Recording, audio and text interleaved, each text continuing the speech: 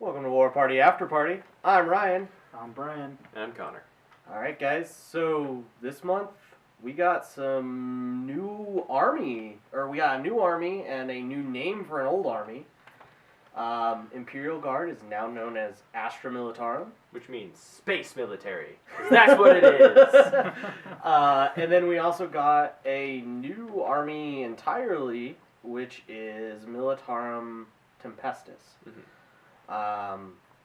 The Militarum Tempestus was released first this month. We saw the Taroks and the Scions. Taroks, I'm not a huge fan of the model. I love it. I think it's awesome.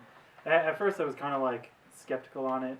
I don't like the leaked version we saw first, but as soon as I saw missiles on it, I was sold. Yeah, it looks a lot better weaponized, I think, Yeah. than just the transport look it had in the leaked footage. I've already seen people converting them online, so they have like Tonka truck wheels and stuff like that. Yeah, so. the tank treads up front is definitely its one weak point. I think that's just goofy and less practical than normal 40K stuff. Yeah, I definitely feel you there. However, if I end up purchasing one, I can tell you that every time I move it, it's just going to be because I love how it looks. It's really fun. I'm gonna paint it black then. Yeah. With a red stripe. Yeah, there's no other way to do it. But yeah, I mean, I really think it's interesting because it kind of splits the roles, I think, for the APCs of the Imperial Guard. And for the Militarum Tempestus, it totally fits into their shock assault role because it's all about getting to the objective quickly. And the Torox is more suited for that than the Chimera. Meanwhile, in the Astra Militarum, you have them each fulfilling different roles. You have the Torox for your quick grabs and probably last turn jumps to objectives where you can't worry about going through cover and stuff like that. Meanwhile, the Chimera is more your main line tank, I would say. Yeah, and I think it's cool to see a new chassis come out to the IG. I mean, they have everything built on it. It's very military, right? Everything's built on the same chassis. It's a variant on a theme. Yeah.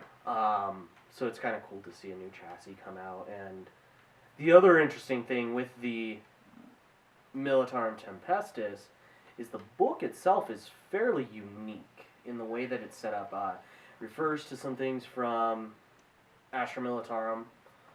There's also some concessions so that you can do things like take certain units as kind of their own thing, almost like a data slate works. Oh yeah.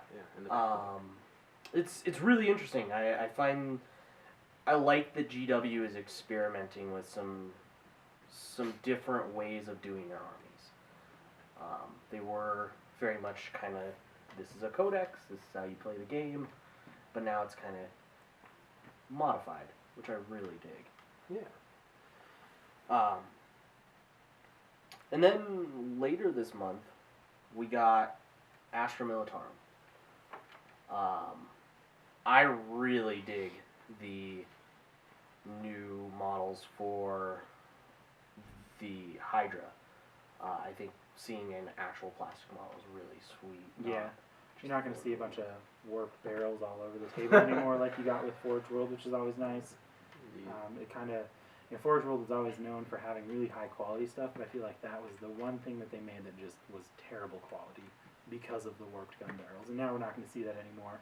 And then on the flip side, we get another new vehicle out of it with the Wyvern, which is pretty awesome. Yeah, the Wyvern is, I think, going to be a real game changer in terms of what you see on the tabletop. Because once people actually get these kits built, it's probably one of the best ways to blanket an area in fire I've seen in the Codex thus far. Yeah. So that kit has a lot of usability, I'd say, because you can take 3 Wyverns, right? Yeah. And that's a lot of ground coverage, and you can do the same thing with Hydras. Yeah. Yeah. Yeah, putting down all those templates, incredible. Yeah. Classic guard. Yes. Yeah, it's gotta feel good as a guard player, by the way, seeing your army start to shine again. I'm not gonna lie, it is really nice because we kind of have been left in the dust of 5th edition, and it's nice to kind of rumble back back, up. catch back up. I mean, and we brought some more tanks along for the ride, so that's definitely a good thing. I mean, it's definitely not a change to how the guard operates. We always have always believed that quantity has a quality all its own, and I mean that is shown in this book. It's just I think this book is more streamlined in terms of the heavy support options. They made Lehman Russes very viable, which you'll see a lot of those on the tabletop. I know I've started to use them, so. Were they ever not viable? Well, I mean, they're become even more so. Like, you know. Even better. Now it's a real choice. Like, do I take a Wyvern to deal with infantry, or do I take another Lehman Russ squadron? Right. Yeah, I mean, and it's all really reasonably priced, as always. So, I mean, the strengths are still there, the weaknesses are still there, but I think that some of the weaknesses have been mitigated by the fact that what stuff is available does the job well. Right. Yeah. Yeah, which wasn't always the case, because the elite section in Astra Militarum, the Astra Militarum book, has seen a definite increase. You see, they get the access to the Militarum Tempestus Scions, which it gives them great elite infantry. Then you also have buffs to both the Ogrins and the Ratlings. Yeah, Ratlings become incredibly maneuverable, because, I mean, that's one of their special rules.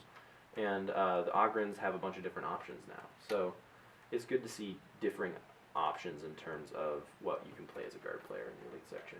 And I really like the look of the new Ogrins, the new models that came out for their various things. Between the sweet tank tread loincloth action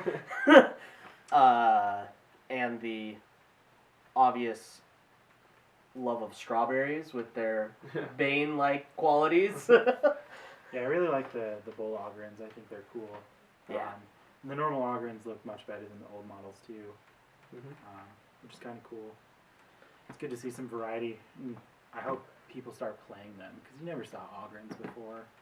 From what I can tell, Ogrins have now become, I mean, before they were like expected to be used as a shock assault type troop, where you move them up real quick on a flank and then you whack into Right. something, because they're tough and durable and they hit really hard.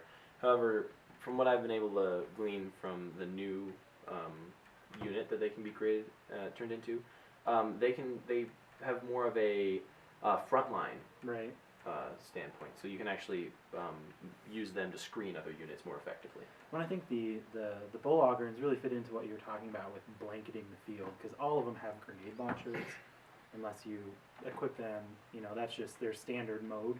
So they're going to be dropping a bunch of templates on things while your Dwarvens are doing the same thing, and it just feels like very old school. Shoot lots of templates at them guard, which is kind of fun. Mm-hmm. And they're tough 5, which just makes them pretty durable. Yeah. Yeah, I think overall this was a much needed boost to the Imperial Guard players that just have been feeling left in the dust. Yeah, I have not played these guys until recently, and from what I remember of my old Codex, it has been a marked improvement. Yeah, and I know you talked about a game last night, I believe, that you swept the floor with some Necrons pretty good. Oh yeah, just the new orders. I mean, they are now fitted for special rules of 6th edition. So you have your Lascans becoming more effective. You have the first rank fire, second rank fire doing as it's always done. So you have the stuff that what worked in the old Codex has been kept, and then they've updated some orders so that they work in the new edition. So that's one thing I noticed, was that making my army work incredibly effectively. Also, just I guess the quantity that you can take is unaffected, even though you do see a points increase in some of your units.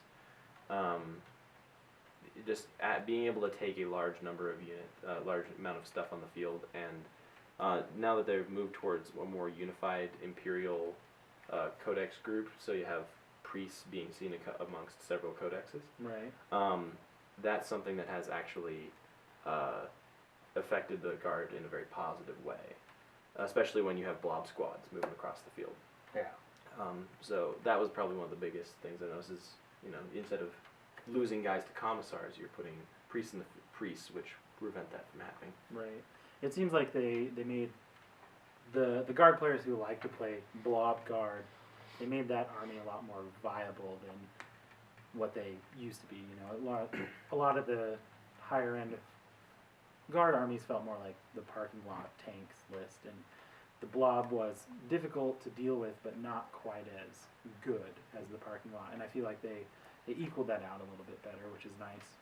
Yeah. And what's kind of funny now is that guard are almost their own counterpoint with the amount of templates you put down on the field.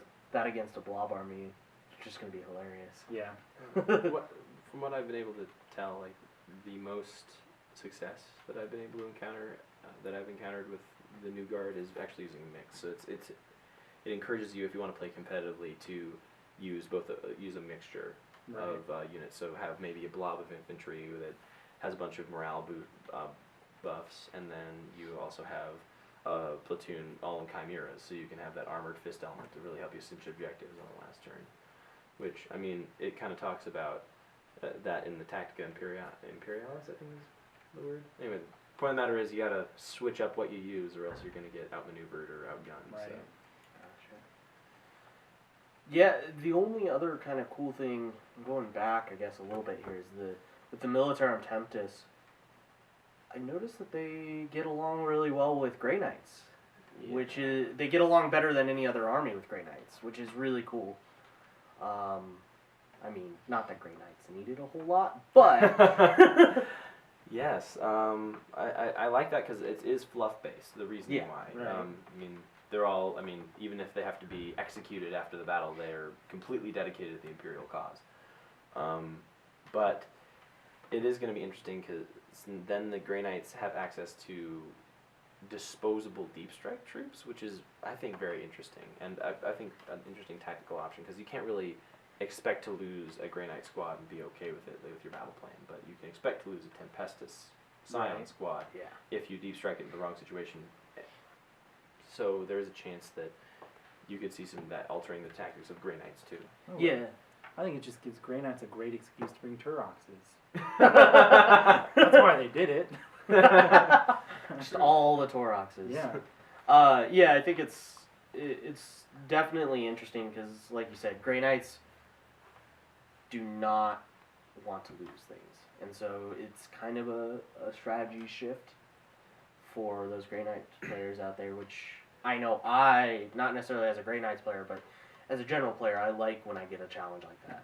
Kind of when I get another option, I'm like, maybe I need to redo this list. Yeah, it's definitely something that can not necessarily like unbalance the game, but it could definitely.